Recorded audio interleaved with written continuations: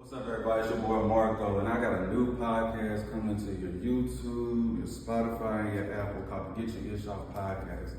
It's going to be an interview podcast. It's going to be me solo interviewing the best people from Nashville, your entrepreneurs, your trappers, your basketball players, your rappers, man. So tap in with me. Y'all know the vibes. Welcome back to another episode of the Get Your Ish Off podcast. Yes, sir. This is episode 3. This is episode 3. And I got a special guest in the building. Somebody I gave a lot of buckets to at your local downtown YMCA. I'm sorry, not downtown YMCA. I'm my pardon. Green Hills YMCA. Somebody I gave a whole lot of buckets to. Like as soon as he's I'm gonna let him go and get off and say what he needs to say, man. I'm gonna let him go and get off and go ahead, cause it's his podcast. I'm gonna I'm gonna go ahead and let him get his steam off. You know what I'm saying? That's funny though. I got Jonathon in the building.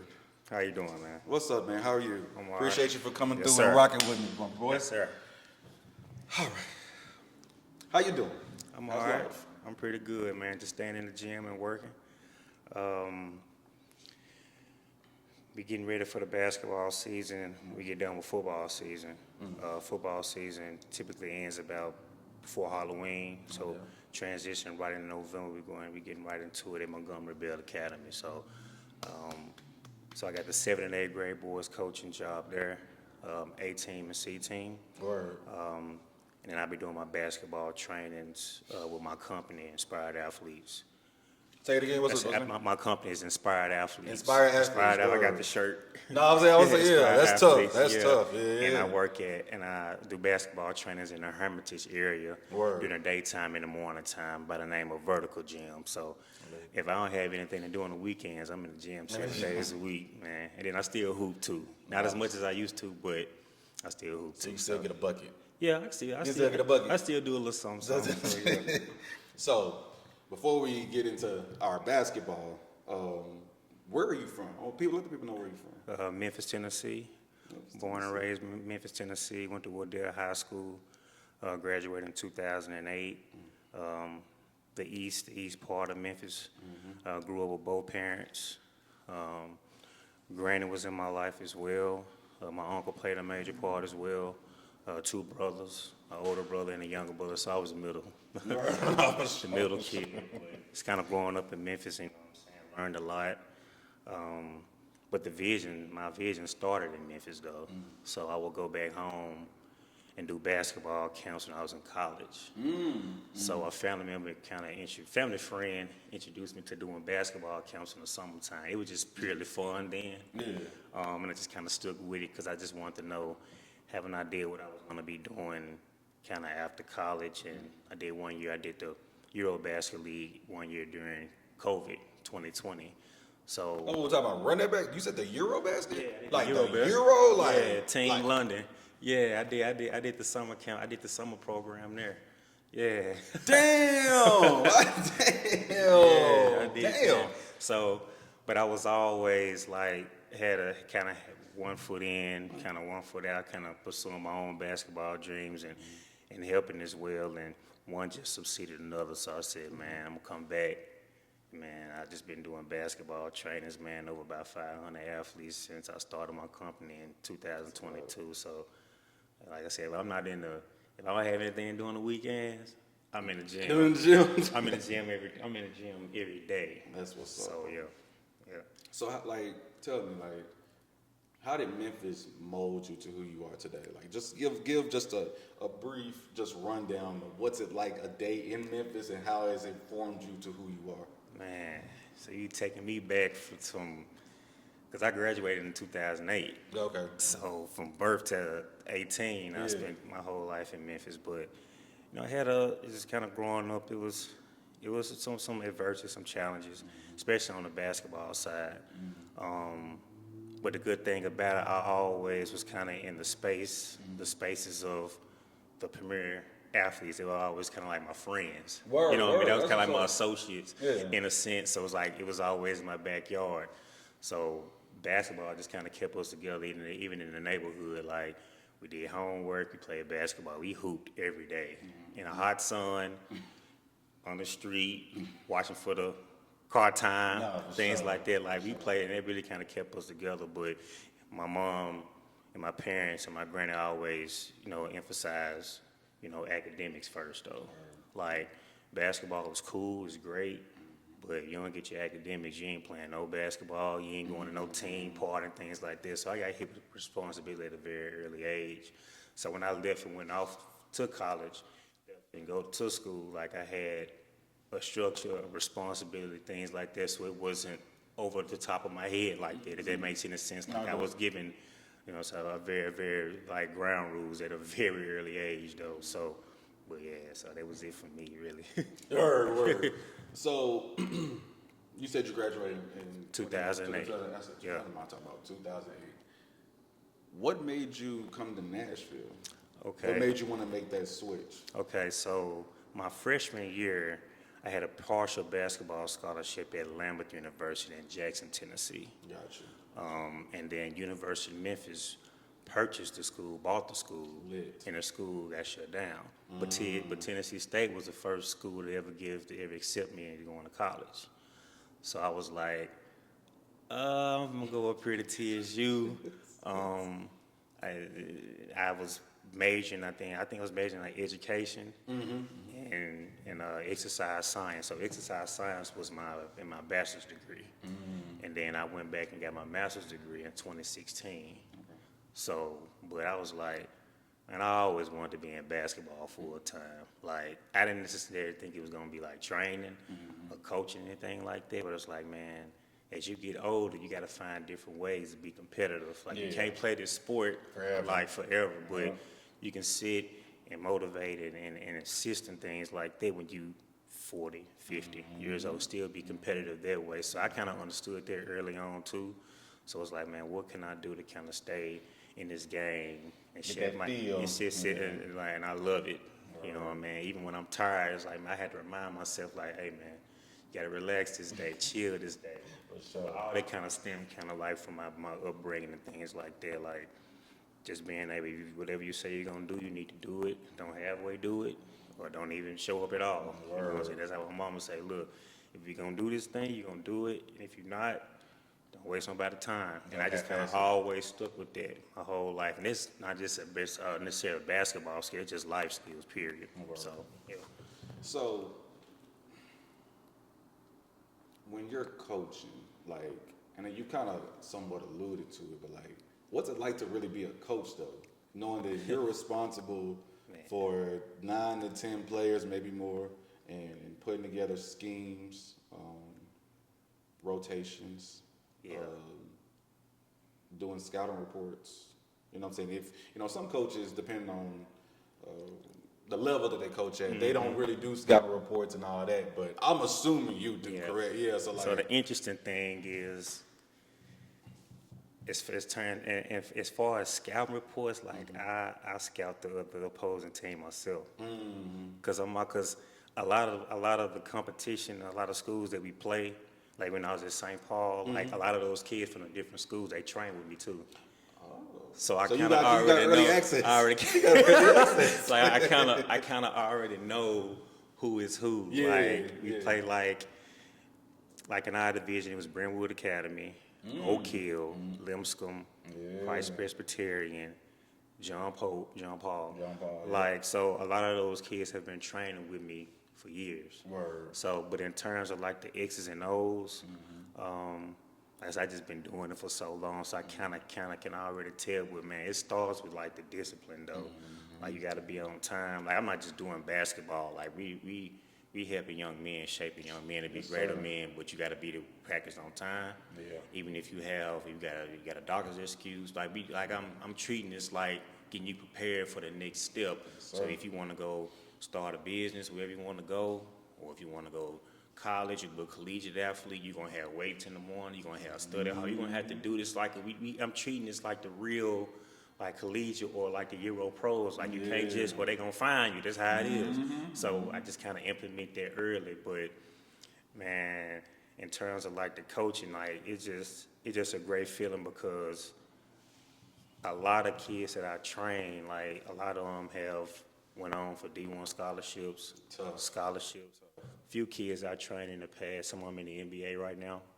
Can you shoot names? Chaz Lanier. Chaz Lanier went to Ainsworth. He was the 34th pick for the Detroit Pistons. Tough. Yeah. Tough. Yeah, and I just don't. I'm not the boasting Not type the- like that. You know yeah, what I'm saying? yeah. Some people like, hey, I remember you. Things Yeah. like that. And that's when I was maybe 28, and he was maybe a senior in high school, maybe a junior. No, he wasn't a senior. He was maybe about a sophomore. He was about 15, 16. Yeah. Yeah, so he kind of remembered me and things That's like that. So he tough. played on the AAU circuit. Oh, He played okay. on, I think, our 15U team for the Middle Tennessee Soldiers. Okay. Yeah, Cool. Okay. yeah. So he Okay. kind of, we don't talk like that, but Yeah, he kind of yeah. remember me and things like that. But I just like to put the work in and just kind of get the rewards from it that way. So whether it's you chasing a college dream or a pro dream, or you want to get into business, things like that, just knowing that I had some sort of impact in that stemming from Memphis, Nashville, different areas as well. But a lot of players that I've coached are they really can. They can go. They can go, man. Like, I try to get out there with them because I still try to stay in shape. I had to remind myself, man, you 35 years old, man. Back Like, hurting in the morning, like, man, I like I'm should've sat this cool, one but out. it's just like when I start realizing they're like, man, you know, you 35 now. When I got about 32, 33, it's like, hey, man, you still in good shape, you still play, but hey, this is a young man's sport, so what are you going to do to stay competitive? No doubt. Coaching, No doubt. training, being a, you know what I mean, X's and O's and things like that. So, yeah. So I'm gonna reverse this real quick, and I should have asked before I asked that question. To you, because somebody who played middle school, high school, prep school, and 1 year of college, and been around the best of the best and some of the worst of the worst, and been in all the different cities. Memphis is different. You know what I'm saying? Memphis is really different. Memphis basketball culture, from somebody who from the outside looking in, like, y'all sleep, eat, and breathe basketball. Like, your junkie on the street probably can give you 40. Right. Type shit. You know what I'm saying? Right. So, since you're from there, talk about the culture of basketball in Memphis. Man, like you said, we eat, sleep, and breathe basketball. Football too, but more basketball. So when I'm saying basketball, you have Penny Hardaway, Shout out to Penny. Thaddeus Young, Yes, sir. the late Lorenzen Wright. Yes, sir. You know, so it was a lot of talent growing up, and it was just different, man. If you couldn't play, man, you weren't good enough to make it, man, you got cut. It's just how it was, and like we'll see you man, on the next round trip. With just how it was, man. Like, and then the coaches, man, used to put like who got cut and who That's didn't what I make was trying it to in ask front you. of look. Was it like Man, it used to be in the cafeteria, man. on the little list thing, and they like had the names in front of everybody. And it's just like, you knew if you didn't make a team at 6:30, because we went to school from 7:15 to 2:45. Yeah. So, but the doors open for breakfast and everything. I didn't get there till like almost 7:30 or whatever, 7:15, because I was driving. Oh, word, I was word. driving to high school. Word. Shout out to my mother upbringing, but I had a car when I was 16. I really had when I was 15. Bars. But I went, my parents were like, nah, you gonna start driving at 16. But yeah, so, but yeah, we kind of knew who was who and things like that, and it kind of instilled some character in a sense, you know what I mean, and some toughness in a sense. But man, it was a lot of talent, a lot of talent, man. But the interesting part is I was cut my 9th and 10th grade year. Wooddale High School. Still love y'all. I was cut. But it's still smoke. Yeah. it's still smoke. I was cut my 9th and 10th grade year. Okay. And if I'm not mistaken, this was like 2005. This was 2005 and I was in single year. So my grandmother, I don't know how she met him, but met like this legendary trainer in Memphis, Scotty Mason. Okay. Shout out to Scotty. He's still living to this day. He's not in Memphis, I don't think, but he's working with like different prep schools and things like that. So at 16, my granny knew, my mom knew as well. My parents knew what I wanted to do, like basketball. But like, man, you got to be able to put the work in. Like, we think just like shooting ball in the neighborhood is just like getting better. Like, no, man. Like, you got weights, you got conditioning, you got things like that. So I was 15, 16 years old in the gym with like all the top players in the city. I'm 145 pounds, maybe 150 pounds, not even that big. Yeah. And I just got kind of thrown into the fire. So that's when I was like going into my junior year.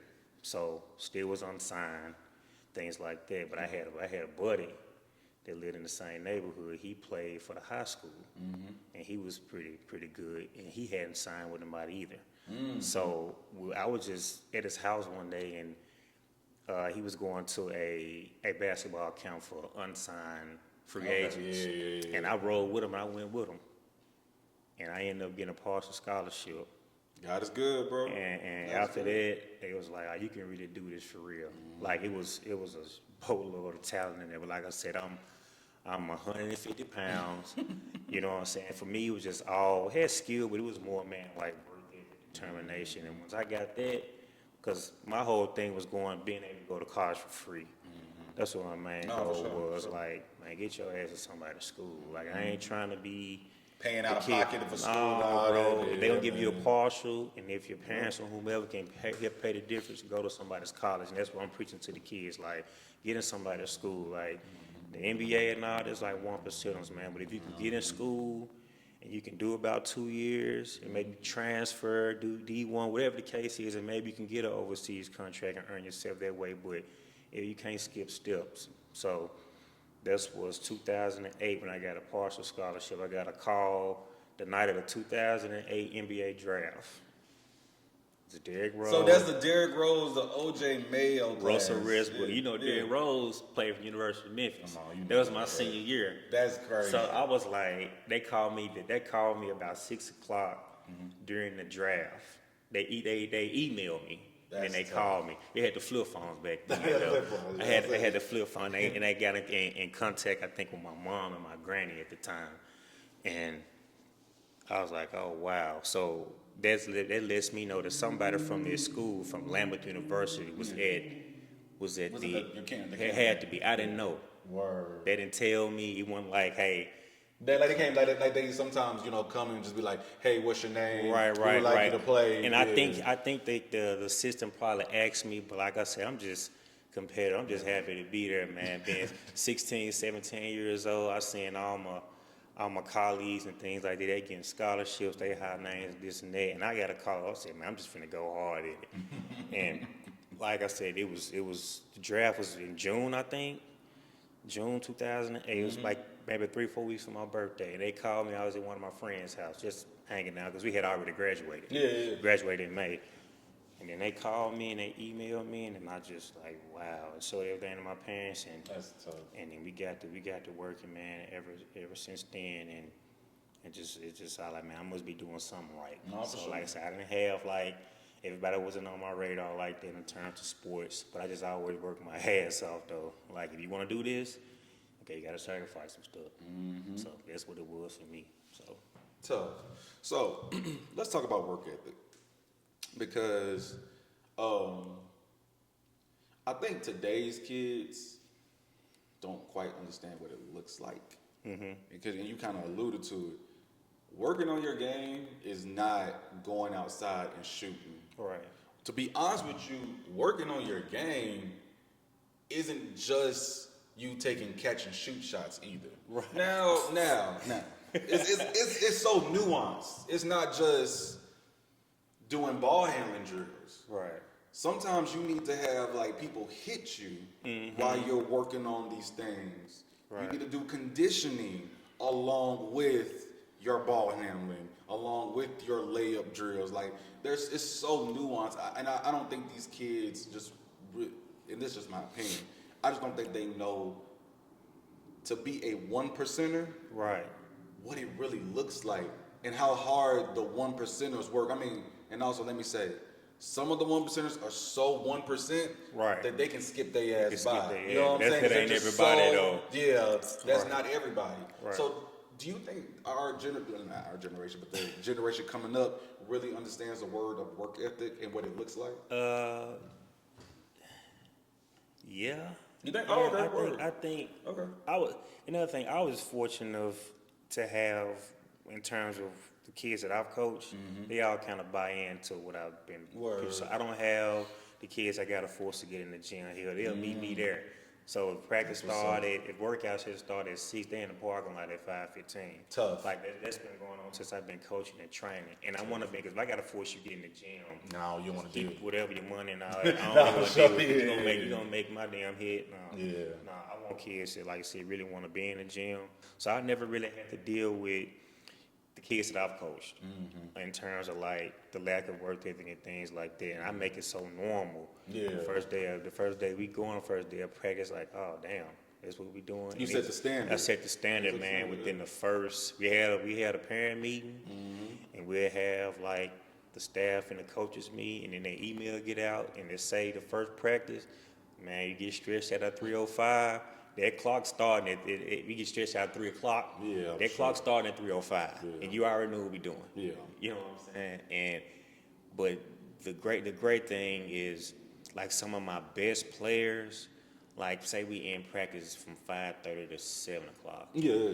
Like some of my best players, they want to stay after to get up And shots, get up shots. and then the players, the entire team, it becomes one player staying, and now we got the whole team staying. So we doing 2-hour practices, not because I'm forcing them to do it. It's just the example I'm putting out. Hey, if you really want to do this, you want to go to these different levels, you gotta do the extra, man. The extra. You gotta do the extra sometimes. Sometimes it's gonna be uncomfortable. Sometimes you don't feel like doing it. Sometimes I just be like, all right, chill this day.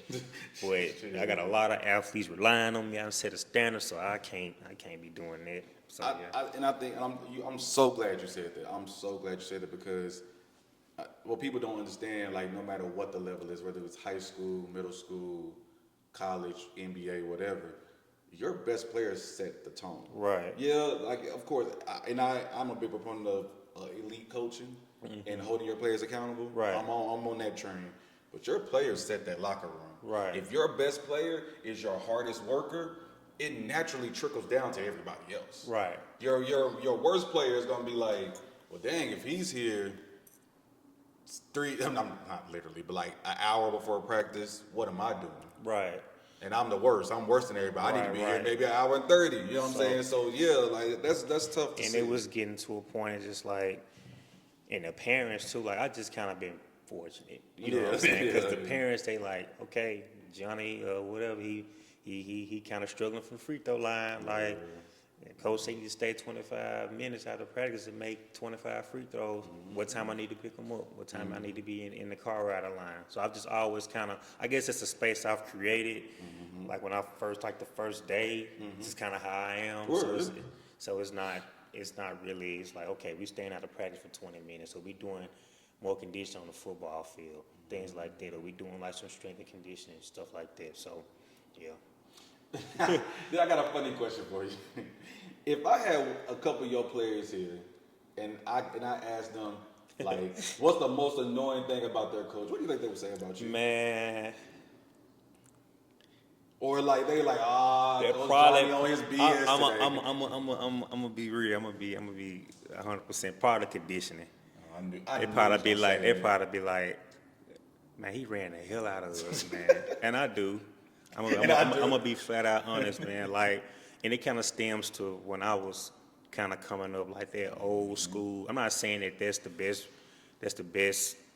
structure for every team and every player and every situation. But man, them conditioners, man, back home, like it was like I was be like, man, is this really for me like that, man? Like, you 16 years old, and then I ended up transferring back to my high school and I graduated. Word. But I transferred to a school, East High School, which is kind of, Penny Hardaway coached there years ago. So they have a certain standard. But the coach that was coming along as the head coach, he had like a college philosophy, man.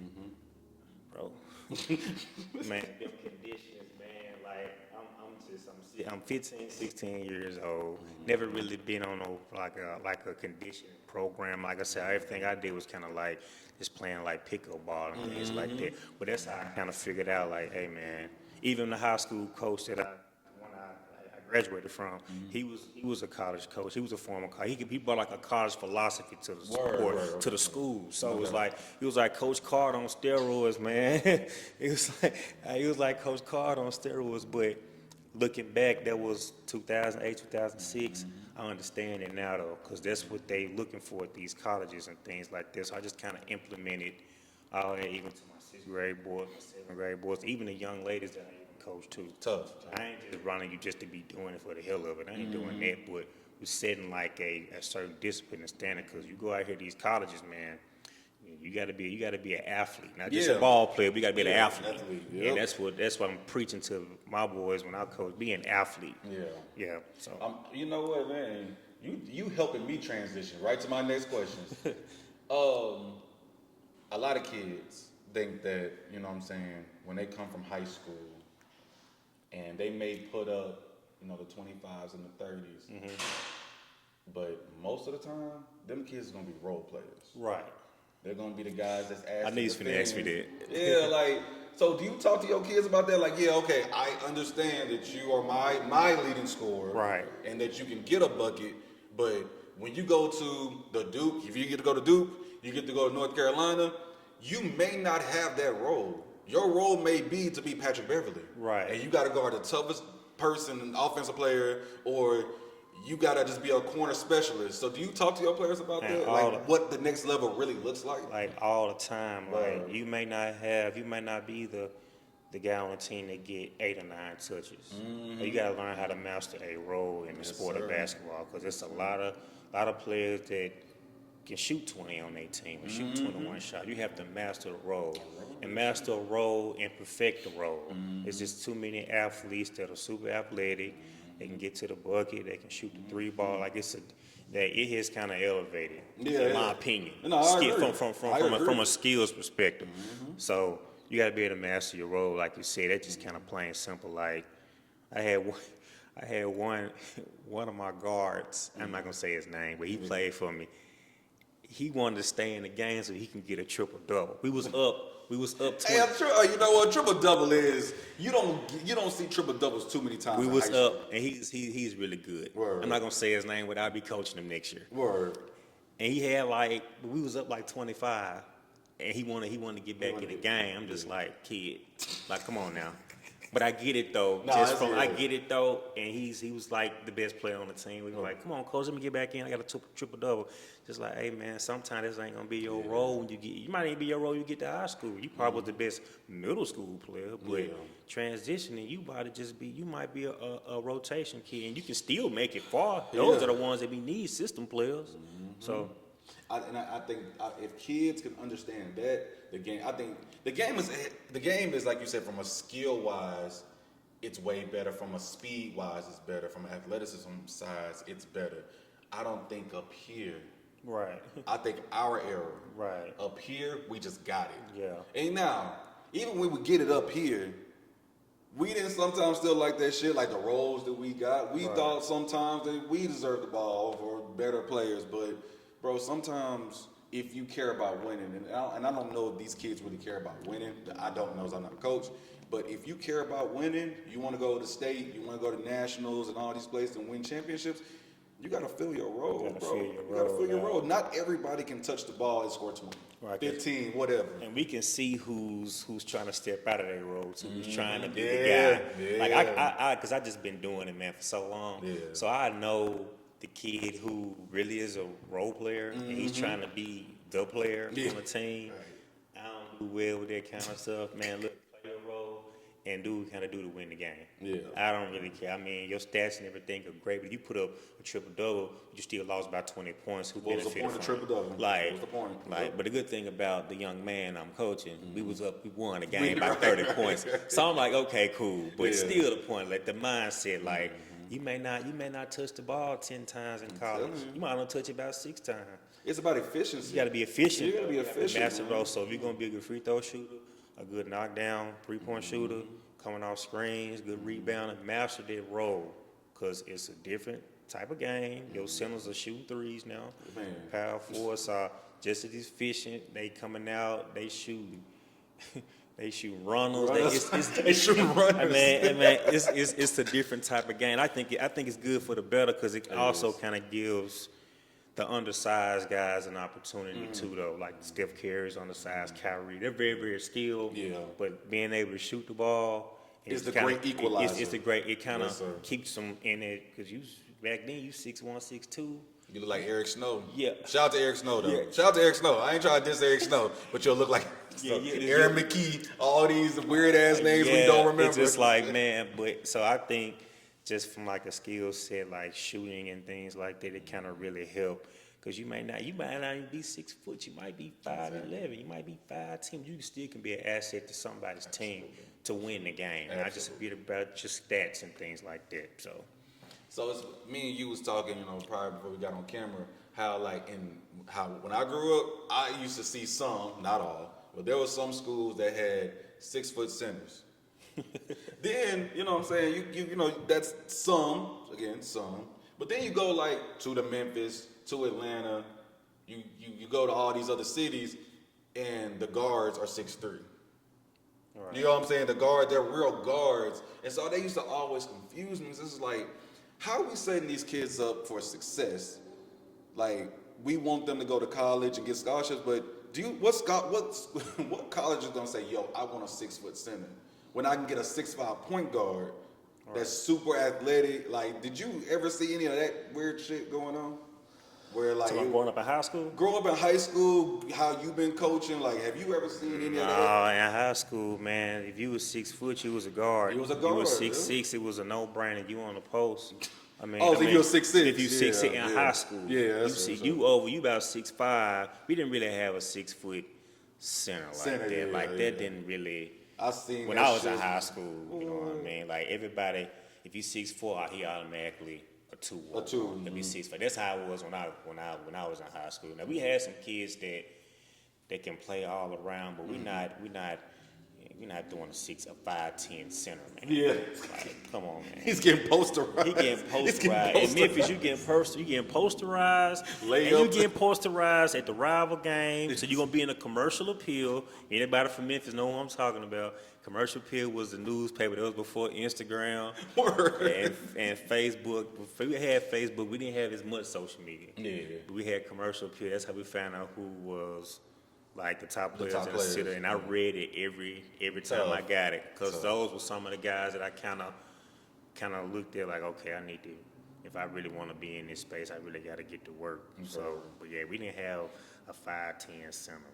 Like that's just disgusting. That's disgusting, bro. Real talk. But it's now the game. Basketball is position. It's position. That's what I'm saying. So it really changed in my opinion, it really kind of changed for the better because it kind of gave everybody an opportunity, but you just have to master the role. So, yes, sir. Yeah. Oh, okay. So, you want to tell everybody where you're going to be working this year? Okay, so it's interesting. So I was the former coach at St. Paul Christian Academy. I was there for 2.5 years. Really was there for 3 years because I was doing basketball skill training there to kind of build up, kind of my know-how, my reputation, and things like that. Familiar with the school. Yeah. And I was coaching at St. Bernard Academy from 2015 to 2023, but I was using St. Paul gym to kind of do my skill trainings and things like that. But this season I'll be in Montgomery Academy, which I've been over there in the summertime. I've been there in the summertime, just kind of getting familiar with some of the players, whether at the basketball camp, get familiar with some of the players and things like that. But the good thing about it, a lot of my boys that play for me at St. Paul are going to Montgomery Academy, so they kind of already know what the deal how I'm going to be is. doing it. 7th and 8th grade boys. So I'll be doing that, coaching their part-time. And then I'll be doing my skill trainings as well, inspired athletes. I'll be doing that. It's a church I rent out off Chocolate Pike. Kind of built a relationship with the pastor, the minister there. So I've been there about 2 years doing that. And then I'll be at Vertical Gym in the morning time. That's a gym in Hermitage. Damn. So I'm in. So Damn. Wait a minute. So, do man, you sleep? man, Do you hey, sleep? look. Do you eat? I typically get up about 5:45 every morning because I like to get my workouts in the morning too. You got to be in shape to do this kind of stuff. Because you're on your feet every day. God. So a typical day for me that you mentioned there, typical day I get up about 5:45 every morning, get my workouts in at the YMCA. And I get out there in a hurry, which just kind of depends on who's booking me for the session. Some mornings I go hoop, things like that. So I work out about 2-3 hours. More. Then I may go get me a late night run. So it's all basketball fitness for me, like every day. Like, and my loved ones had to remind me, like, hey man, it's okay to kind of take a day off. But sometimes I don't really feel like work. Like on my Friday, It's a passion. It's a passion for me, you. and I know where I came from too, and how the struggles I had to do, and I was just had to work a little bit harder than this because I wasn't super gifted athletically. I'm only 6 foot tall, maybe. So I wasn't jumping out the gym and If you dunking. had your bronze or Kobe's on, you might hit the 6 feet. Yeah. So I might be 6 foot right on the dot. I just kind of know how it was for me. Like in this game, like it was never given; it was always earned. Hey man, you didn't make the team this year. Pray about it, but you got to get to work. So I just always kind of took that same mindset in the coaching, in the training, in the business. So I started my company in 2022, October 5th, 2022, which is a good friend of mine's birthday. Okay. I don't know how I ended up doing that, how it go. but we grew up together and things like that, so I can never forget that date. Word. And after when I started my company, like I said, big ups to St. Paul Christian Academy and also the church I went out to West Nashville Church because they allowed me to use facility use because I didn't have a gym. I had everybody, but I didn't have no gym. And you know what? I'm sorry to cut you off, but like, I think that's even an underrated part of coaching. Right. Finding spaces. Facility You know what I'm uses, saying? like, 'Cause it's Nashville people, and I ain't trying to shit on us, but I'm just be honest, man. Sometimes, God, people don't get on my ass for saying this, but we got a whole lot of gatekeeping that be going on. Right. Real deal. I'm just Real being honest deal, with you. real deal. Like everybody like try to be in these little groups. And if this group is over here, they don't want to let this person in, and like it's all and I've never been that way, man. I don't do the get along game. Yeah. That's why I get along with people. You respect me, I respect you. This what I'm doing. This what we're not gonna do. Yeah, exactly. And if you willing to work with to put the time in, and you're a person of good moral and character, I'm willing to work with you. You come with all that. I want to be with this group, and then I roll by myself anyway. And in this game anyway, I have some guys who I talk to, but I'm not hanging with 5-6 coaches going to dinner and things like that. That's Yeah, I'm in the gym with the kids. I like to do my job and get out of there. Nice. So the gatekeeping, I don't even know what they really mean because it doesn't apply to me. Bars. For real, it don't really apply to me, man. Give me 1 second. Hey, Marshall, we good? We good? Or what's it looking like? That's 38. 38. I'm saying we good. It's still rolling. Yeah, it'll roll as long as I don't charge. Gotcha. All right. So, what's your goal? Like you somewhat reached your goal. You know what I'm saying? You get to impact kids' lives, be a trainer and be a coach. But is this it? Is this the flat line, or is there more to it? Like what's next? It's more to it. So my next go-to is gonna be, in the works now, but getting my own facility. Tough. Own facility. So it's gonna take a lot of hard work, but I'm